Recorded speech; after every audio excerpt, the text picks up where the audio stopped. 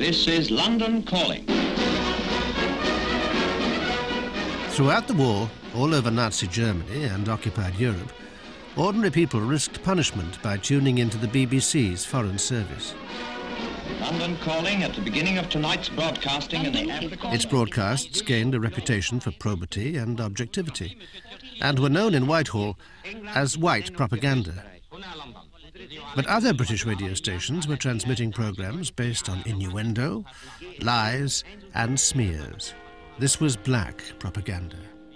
Black propaganda was so awkward, so nasty, so sly, that government didn't want to have any part in it. Didn't want to admit, rather, to having any part in it. The Political Warfare Executive was an offshoot of the top-secret Special Operations Executive. Both organisations had secret agents operating behind enemy lines. But while the SOE's job was sabotage, the PWE's role was subversion. Its brief was to destabilise any area under enemy control, and ultimately to produce revolutions among the subject peoples and complete loss of faith in the Nazi hierarchy on the part of the Germans themselves.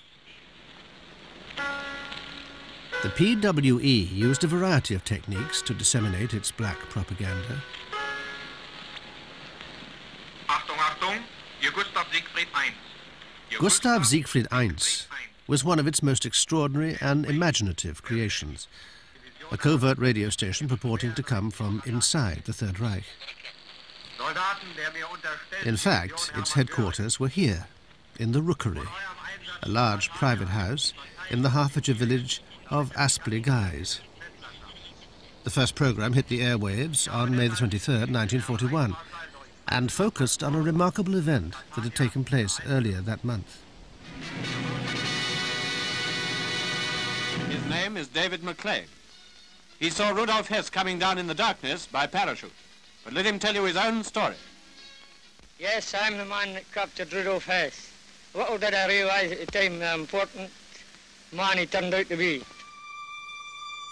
When the German Deputy Führer Rudolf Hess landed in Scotland on an ill-judged peace mission, the black propagandists at the PWE seized the opportunity and went on the air for the first time.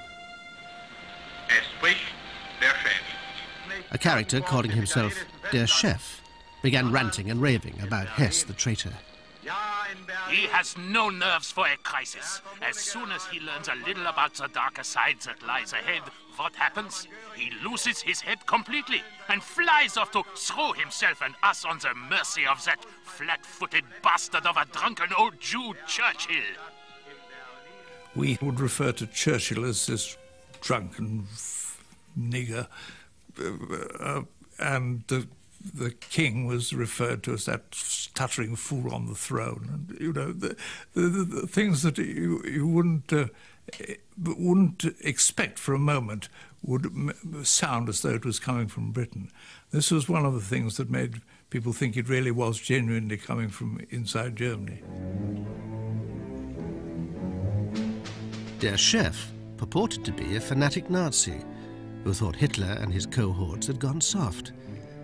He claimed to be broadcasting from a secret radio station somewhere inside the Third Reich. In fact, he was the creation of Sefton Delmer, the head of the German section of the PWE. Delmer had the bright idea of just simply having very dirty stuff on the air, and that would be soon talked about, and people would think of ways in which they could spread the word around. None of the PWE's pornographic broadcasts survive, but the files released to the Public Record Office contain what appear to be draft scripts for the black propaganda broadcasts. The Sexologists' Stories are a list of the rumoured sexual peccadilloes of Nazi Party dignitaries. They're based on genuine information collected by field agents, combined with scurrilous stories designed to ridicule or undermine the integrity of the targets. The PWE had a team of researchers based in Switzerland who would read the German papers and wire over any stories or details that might be weaved into the black broadcasts to give them authenticity. Der Chef's broadcasts were so authentic, they even fooled the Americans. In 1941, the US Embassy in Berlin reported to Washington that there was an illegal radio station using unbelievably obscene language. Superficially, it is violently patriotic and is supposed by many German officers to be supported by the Wehrmacht in secret.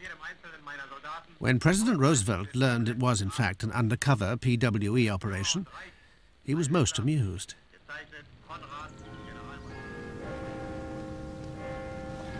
But in London, the government was split over the use of obscenity. One minister announced that he'd rather lose the war than win it by using the methods employed by PWE chief Sefton Dolmer. The prudes did not prevail. They were told that this was war with the gloves off, and the PWE was ordered to expand. In 1942, at the height of the Battle for the Atlantic, the Admiralty asked for a new radio station to attack the morale of the German U-boat crews. The PWE created Radio Atlantic Sender, which had a new and highly successful way of attracting an audience. It played jazz, which had been banned by the Nazis as decadent. So dial in a U-boat, you're fiddling with the waveband, see what you can pick up. And if you picked up some decent jazz, you'd listen to it. That would attract an audience. That would start by getting people interested. And they would then mix in with this a little political propaganda and a little sexual propaganda, all intended to make people believe that the high command of the U-boats wasn't any good. The most successful PWE station by far was Soldatensender Calais, which broadcast to German troops occupying northern France. Lance Corporal Alfons Schulz was a regular listener. It was effective in propaganda terms because it used the language of the soldiers, because it addressed the soldiers. It played the music that the soldiers wanted to hear. It broadcast in a language that was appropriate to the soldiers. It used the right expressions. It was familiar with their songs. It was aware of their concerns. It touched the right spot, the vulnerable spot in them all.